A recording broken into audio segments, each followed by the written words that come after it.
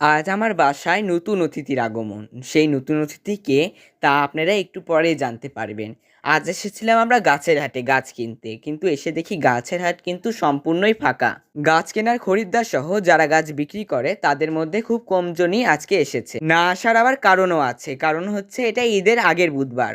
যারা গাছ বিক্রি করে তাদের মধ্যে হয়তো কেউ কেউ চলে গেছে তাদের গ্রামের বাসায় ঈদ পালন করতে। এই সব মিলিয়ে আজকে গাছের হাট প্রায় সম্পূর্ণই ফাঁকা। গাছের হাটের ওদিকটা ঘুরে দেখে এদিকে আমরা দেখছিলাম গোলাপ ফুল, তারপরে দেখতে পেলাম এই অদ্ভুত সুন্দর এই ফুলটাকে। এই ফুলটা কিসের ফুল বলুন তো? যেমন সুন্দর দেখতে তেমন সুন্দর তার গন্ধ। তাই বেশি ধৈর্য ধরে রাখতে না পেরে আমরা গাছটা কিনেই ফেললাম। এই গাছটা হলো কাজু বাদামের গাছ। এই গাছটা কিন্তু আমাদের খুবই পছন্দ হয়েছে।